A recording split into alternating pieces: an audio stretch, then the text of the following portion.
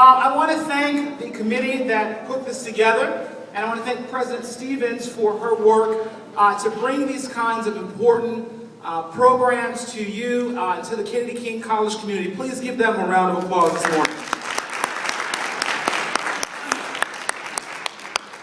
Now, I want to tell you, I won't be before you very long. I got some students that just walked in and they're ready to have class, but class is going to start right now this morning, ladies and gentlemen, because I've got a few things I want to teach you. Now, this morning we're talking about Dr. King. And before I begin this speech this morning, I want to tell you that whatever I say to you today, I promise not to lie to you. I promise only to tell you the truth. And sometimes the truth is a little rough, is it not? Yeah. And sometimes we don't always want to hear the truth, but I promise not to lie. When I think of lying, I think of the story that I told my students the other day. So if you guys have heard it, just pretend like you're hearing it for the first time, okay? So there's a story about a guy who brought his family a robot. And that robot was equipped with lie detector software. So the robot could tell whether someone was lying or not. If someone was lying, the robot was basically programmed to smack the person in the face. So he wanted to try this thing on his family. So he brings the robot to his house and he asks his son, he says, well, son, where were you after school today? Because you didn't come home right away. And the boy goes, Dad, I was after school at study hall preparing for an exam. So the robot rolls over to him and smacks him in the face. Then the son goes, okay, Dad, I'm sorry, I was lying. I was at my friend's house. He goes, well, what were you doing? Well, we were studying, Dad. And the robot rolls over to him again and smacks him in the face. Well, we weren't studying. We were doing stuff we shouldn't do. I have actually my daughter's in the room, so I'm not going to use I'll use the PG version of this joke. So then the dad gets really upset. And he says, I can't believe you would do that. When I was your age, I never did anything like that. And the robot rolls over to him and smacks him in the face. Well, the mother sees all of this happening and she goes, wow, you guys are a trip. She goes, that's what you get, like father, like son, he is your son. And the robot rolls over to her and smacks her in the face. So, what I promised this morning to do is not to lie to you.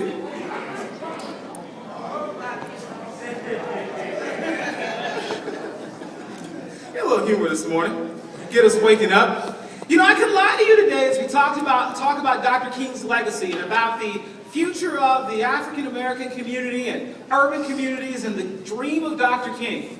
And I could lie to you today and tell you that the biggest impediment to our success today is police brutality. I could lie to you today and tell you that economic injustice and poverty are holding the African American community down in a way that we cannot overcome. I could lie to you today and tell you that people like the mayor and the governor are to blame for the tragedies happening in our communities. You see, all those things, if I said to you this morning, would probably sound really good, but they would be a lie. If Dr. King was anything, Dr. King was a man of faith. And many people forget that part of his legacy. Dr. King, first and foremost, was a pastor. He was a preacher. And I'm reminded of the scripture that says in the Bible, it says in the book of 2 Peter, that God's divine power has given us everything that we need. I am here to tell you today, brothers and sisters, that you have everything that you need.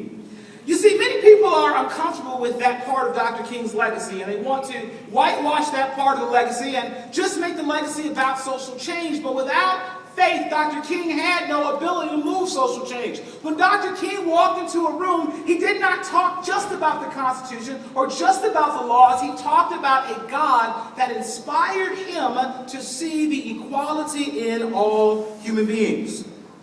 Many people today are uncomfortable with the idea of religion and politics mixing. Well, I think it's kind of ironic because we are at a school that's named after a pastor and a political figure. Well, how does that work? How do you not put religion and politics together at some level when the legacy of Bobby Kennedy and of his brother was of political and social change, and the legacy of Dr. King was a legacy of faith? Dr. King drew his greatest inspiration from the faith that changed his life. And I believe today, ladies and gentlemen, that if we do not reclaim the moral high road that Dr. King lived so adamantly about in his life, we will miss the very purpose of his legacy. Our history is a history of faith, in the African American community specifically. You know, my grandmother moved up here from Mississippi. And I'm sure I'm not the only one who've had parents. Some people's parents or grandparents moved up here from down south, right? The Great Migration. They moved and they bought a building on 79th and Aberdeen. At the time, they were the only African Americans on that block on 79th and Aberdeen. And my family still owns that building today. And my grandmother, she passed away in 2009. My grandfather passed away a year before I was born. But my grandmother used to always tell me about what it was like down south. And she loved to tell me those stories. You know how sometimes you sit with the old timers, y'all, and they just have you there for hours upon hours? My grandmother was so bad that there was one time I was sitting in a car with her, and she was telling me about the old time. I got out of the car, went in the house, came back, and she did not know that I left.